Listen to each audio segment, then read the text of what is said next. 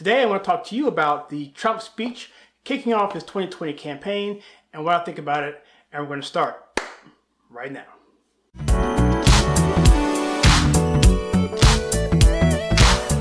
Hey, welcome to my channel. My name is Kyle, where we take culture, TV, and movies and we filter it right.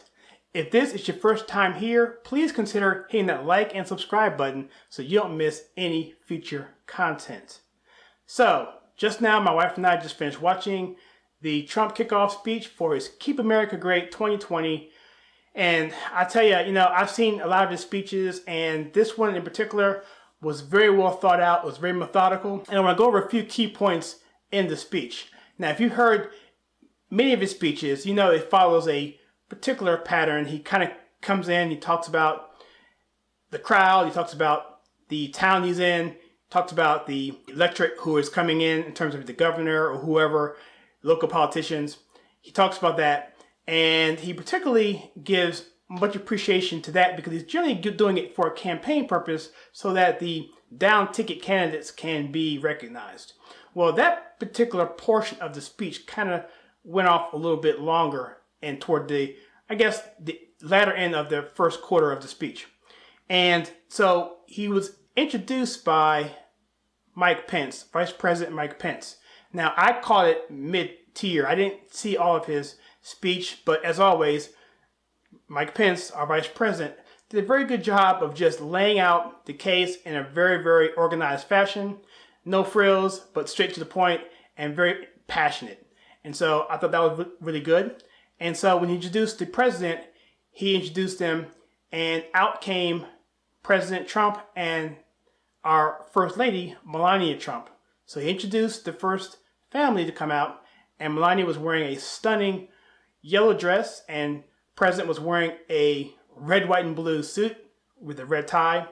And I think it was similar to the one he wore at the initial kickoff, but he looked very patriotic. He looked very excited to be there. He looked like he's doing well. And considering what he's been through, it looked like he was having fun. And so as he came in, the First Lady kind of let in. Of course, they have the song that they play, Proud to be an American. And so when that was over, pretty much she took the podium. She spoke for about 2 or 3 minutes, introduced her husband. It was great. And of course, he comes on. There's certain ways that he gives speeches. Okay, so he gives a speech typically where he is in front of a crowd, which is obviously friendly, and it may be a campaign stump speech or whatever it is. He caters to the audience. And typically on these types of speeches that he does, they're pretty much loosey-goosey. He kind of goes off tangent and he goes off on sidebars, follows the structure, but then does sidebars and kind of ad-libs his opinion into it. Now, that's always going to be part of his repertoire or what he goes with, unless it's something really, really super serious, like a Memorial Day or something that's really, really ceremonial and purpose and whatever. But outside of anything like that, he's going to be a little bit jovial in the speech. And he toned that down in this particular speech. And I could tell that he was very, very, very much focused on driving home the message. He had a lot to talk about. And his campaign manager, I believe his name is Brad Parcell, did a really good job of hitting all the points. I'm not sure who wrote this speech. Sometimes it's Stephen Miller. I'm assuming that's who it was. But he used strong language in this speech to really get across the points that he's going to drive home in this campaign. Of course, he touted the economy. He touted the fact that unemployment is so low for various groups, how the stock market is reaching record highs again, like a 60th or 60 plus whatever record that the stock market has hit. And so he went through all that typical stuff. And then he just went on. What really stuck out with me was how hard he came out against things like the collusion gate, the fake news reporting of the hoax. He called it the great hoax of course, the fact that the Democrat Party colluded with the Hillary campaign to introduce a fake dossier, which led to FISA warrants, which led to investigations, which led to all kinds of stuff with Robert Mueller and all of this stuff. And so that was pretty hard hitting because he actually went in and actually was like, look, this was done and paid for by the DNC, Hillary Clinton, and he pretty much put it at the lap of Obama as well. and Biden, of course, because he's focusing on the fact that Biden is going to be a potential candidate. So every time he mentioned every time he mentioned Obama, he always mentioned Biden as well to kind of tie those two together. But he was using some serious language on that, and he wasn't pulling any punches. And he wasn't saying it, he wasn't saying it in a jovial manner. He was saying it straight up like, look, this is what happened. These guys are doing this. And, these 33,000 emails that she deleted, that Hillary Clinton deleted, he brought that up. And then he made a joke where he said that if he were to erase one email, it could be between him and his wife, how much he loved her. If he got rid of one email in that fashion that Hillary did, then it would be the electric chair, right? That was pretty funny. Because it was like he just set up the dichotomy of what the media is presenting as one thing and charging him the opposite. In fact, it was DNC doing all of this stuff that they're blaming Trump for. And so he pointed that out in a very, very strong manner, and then eviscerated the media who's in the back, as he typically points out. And of course, that got a big applause from the audience. And so I think the crux of it is, I'm not going to go through each part point by point, because it was a typical stump speech, but it had a lot of energy to it. It had a lot of if I could use the word certainty, he had a lot of matter-of-factness. You could tell he was honed in. And one of the things he did that was interesting was that he got to the part where he was talking about the branding of the campaign. He mentioned before that Make America Great is one of the greatest campaign slogans in history, which I would obviously agree with. There are very, very many. I could think of Tyler 2 and Typical New, or Typical New and Tyler 2, I believe. That was a famous one. And, there's many others, but Make America Great, again, it's going to go down in history as one of the all-time greatest campaign slogans in history. And so he said, on one side, I like that, but we have to move forward with the campaign. And so he was introducing the notion that Keep America Great would be the ongoing future slogan. And so he basically polled the audience, in a way that I've never seen him do. He basically said, by the sound of the applause, what do you guys feel about this? So he said, Make America Great first. What do you guys think? Big roaring applause to that. And then he said, Keep America Great. And then the roof blows off. He kind of moves off podium, covers his ears, and is like, okay, that's really, of course he was making light of it, but it was absolutely a louder response. And personally, I like to Keep America Great better than the Make America Great, simply because it just points to what we're doing. That obviously in 4 years, you want to Make America Great again. And then when he's moving forward, it's about keeping what he did, keeping what we did in place. So I like Keep America Great. I think it can be even better slogan going forward. And so overall, I think the campaign speech was a hit. He invited Sarah Huckabee up to the podium. She got the biggest applause of the night, I believe, even bigger than the Keep America Great. When he introduced her, he said that she probably would run for governor of Arkansas. Not sure if he's serious about that, but based on her applause, if Sarah Huckabee decides to run for governor of Arkansas, she is absolutely going to win that. And so, anyway, she gets up there and she basically gives the support to the president. She gets off podium and the speech continues on. One thing I noticed is that he was very detailed in his points. He covered it all. He didn't linger on any one point. He talked about everything he's done with the veterans, with the economy, with the executive orders, with the TPP, with NAFTA, the tariffs. He covered, foreign policy with Russia and how he's been tougher on Russia than anybody. He just pretty much hit it all. He hit, he talked about the right to life for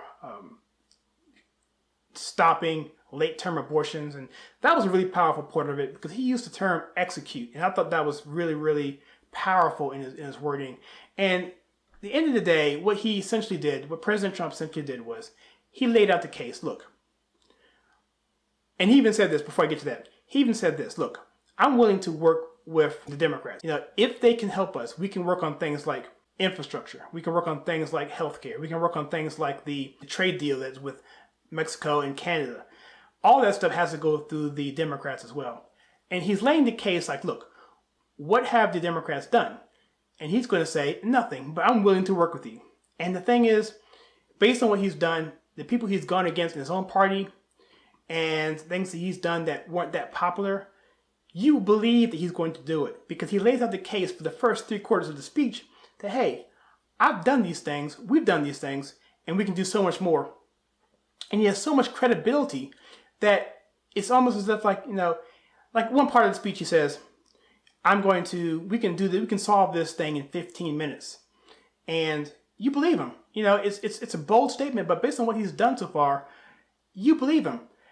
Many people in the Republican side, and especially in the Democrat side, thought it was never possible for Trump to build the wall, to even get it started. But yet he claims that they're going to have over 400 and something miles done by end of next year. And according to my numbers, they're only needing a little bit under 800 miles total to get the wall completed. And so, it's just a really, really, really, really, really strong way to come out. Back to my other point. So what he lays out simply is this, is that, look, the Democrat Party is not trying to work with me. But if they do, we can get things done. That being said, chances are they're not. And he's laying out the case that my vision for this country is self-dependency. We're going to be dependent on ourselves for food supply. We're going to depend on ourselves with energy. We're going to depend on ourselves with protecting ourselves. And if you can do those three things, then you don't need any other country. When Trump says, make America great again, that's what he's talking about. When it comes to his legacy, that's what he's talking about. He's talking about the United States being totally independent upon ourselves to provide for ourselves so we won't have to worry about anyone else undercutting us. Not that we're going to not work with other people, which we want to. He mentioned President Xi of China and how, we're going to get a deal worked out and that, that they're going to do this if they can. But the point is, we don't have to. That we're going to put ourselves in a position that we don't need China. We don't need these other countries. And so that puts us in a serious positive leverage position, which is going to help us become great totally again. And that's what Trump's trying to do. He's trying to build it up and then seal it in place in the next 4 years. He laid out the case of what he's trying to do. And then he contrasts what the Democrats want to do is basically have an extreme socialist agenda, which is only about enriching themselves, and in doing so, lacking a message to attack the president for no other reason because they have nothing else to run on. And so I'm going to find it very interesting to see what happens out of the campaign with the Democrats. Trump said today, I think in a tweet, that he's going to, this could have been, I'm not sure if this was actually from his campaign or not. If it is, it's a great idea, that he's going to basically live tweet the Democrat debates as they happen. And so, I've been a political wonk for a little while now, for a little over 25 years. And, the Democrat Party has a very difficult time at this point to message. When you have 20 or so, 21 candidates, at some point they're going to have to come after each other. They're going to attack Trump as much as they can, but at some point they're going to have to come after each other and cannibalize themselves. That's just the nature of the beast. And so I'm going to find it very, very interesting to see how they do that, how they message themselves in a way that differentiates themselves from one person to the other. And it's essentially each candidate promising as much as they can in hopes that they don't get called out on it. Biden is insulated in a way because he's protected by Obama. If you come after Biden, you're going to essentially attack Obama, and they don't want to do that. If you go after someone like Warren, who's promising everything as much as she can, then that makes it difficult because you're saying, so by attacking her, you're saying you're basically coming against yourself because she's promising everything and you're promising just a little bit of what she's promising. So she's overbidding you in terms of the promised Olympics. And so her position is very difficult. And so then you have other things going on. So I'm going to be looking very much forward to the Democrat debates and how they shake out. But at the end of the day, and this is my final point, is that Trump has laid out a simple choice. Do you want to do you want to keep going where we're going? Where obviously you're doing better than you were 8 years ago or 4 years ago. Or do you want to roll back and go back to a time when we were losing jobs, thousands of jobs a month. Factories were leaving left and right. It was a nightmare. And do you want to go back to that? And see, the millennials today, I'm going to get into this in another video in a little bit, have never seen any other president other than President Obama. They were probably born under George W. And so they weren't really remembering him so much, but their president was pretty much President Obama. And depending on how old they were, they would have acknowledged that the economy and things weren't going that well even under Obama, and that he underpromised or overpromised and underdelivered by a long shot. And so now they're just seeing Trump now for the first time. And after 2 years, we're seeing a difference, I would think, that the world isn't coming to an end.